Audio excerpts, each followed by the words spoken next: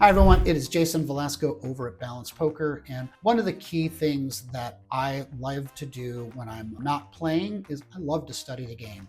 And that's part of our strategic thinking aspect of our Balanced Life program. I wanted to kind of take you through one of the things that I do and how I apply looking at spots, especially when they come from a live poker session, which are usually a challenge because you don't have hand histories that you can record properly. So you're trying to do things from memory, especially after the game. So one of the things I do is I take notes. I have a OneNote on my phone and I'll take some quick notes. I've got a really cool keyboard that allows me to put key symbols in there. So from poker, which is really nice. It's really helpful I recommend people having something like that when they're taking notes. But this was a spot that I really kind of struggled with. I talked through it with John as we were trying to do the analysis on it. But let's go ahead and walk through the hand and see where I made some critical mistakes. Let's jump into pre-flop. In this situation, we have about 55 big blinds. We're at level 5 or 6, so starting stack is starting to get diminished at this point in time.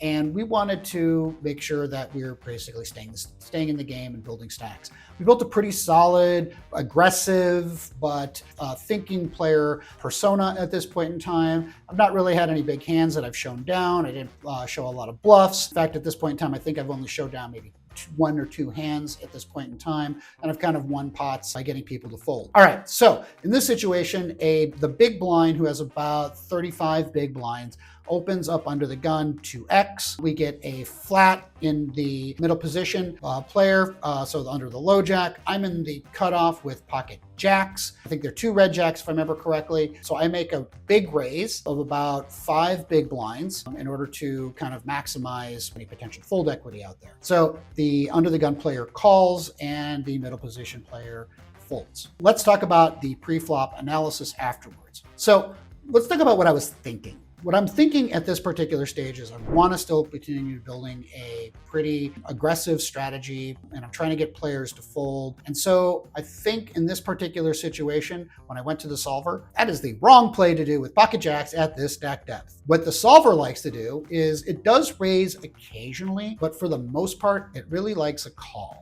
And I thought this was pretty fascinating because, again, as I was thinking through the logic of it, the under the gun raiser has a very, very solid range. I think we have some charts that we'll be able to show you that kind of shows what the under the gun raise is, as well as what their calling range. It's a pretty solid, tight range. So I think I made a pretty big mistake raising in this spot. Jacks have a really good protective range, and I have really good equity. The under the gun raiser has a ton of aces, a ton of kings, a ton of queens, a ton of ace queen, a ton of ace king hands. And so you've got to make sure that we're protecting our hand as best as possible. And what the solver is telling me is a call is better than a raise. Let's jump into the post-flop action. The board comes out ace of hearts, 10 of diamonds, 5 of clubs. And so it's a rainbow board, ace high, and the under the gun checks, and then I check. I think the solver likes the flop play. It's okay with the check as played because, again, I'm protecting my range as much as possible, and I'm going to be able to hear from the player if something comes out. So I go ahead and check.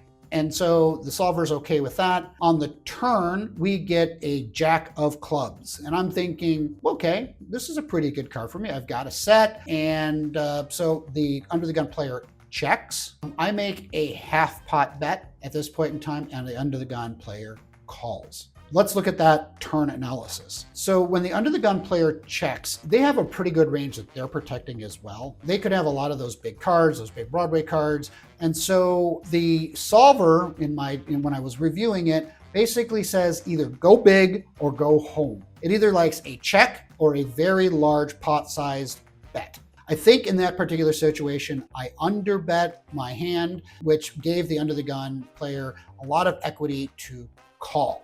That was a pretty solid analysis there. So again, I make a mistake on the turn. So let's jump into the river play. So on the river, the king of clubs comes out. And I'm thinking in my head, worst card of the deck. Now there's a flush. Now there's the queen jack that gets there. Ace king gets there. Ace queen is a pretty solid hand because it's a one-liner. I'm looking at this going, holy crap, this sucks. The under the gun person bets almost full pot, and I tank, and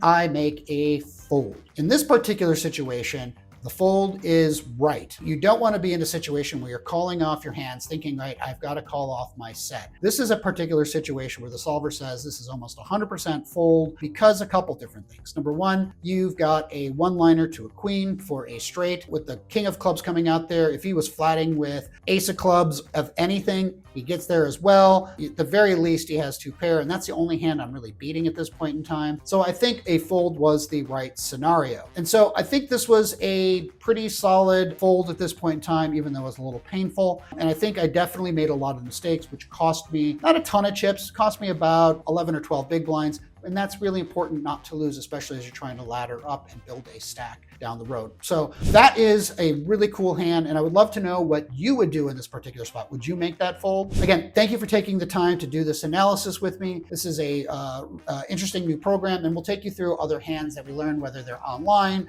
or whether they are live. I like really talking about the live hands because those are the ones I really break down in my head and like to look at off the tables. All right, everyone, thank you so much for taking the time to review this. If you like this content, please like and subscribe. We really could use your support. If you have any questions that you think we can answer around the Balanced Life program, please send them in for our mailbag. And if you're interested in any Balanced Poker Life coaching, please reach out. We'd be glad to talk to you about that as well and give you a consultation around that. All right, everyone, have a great day and talk to you soon.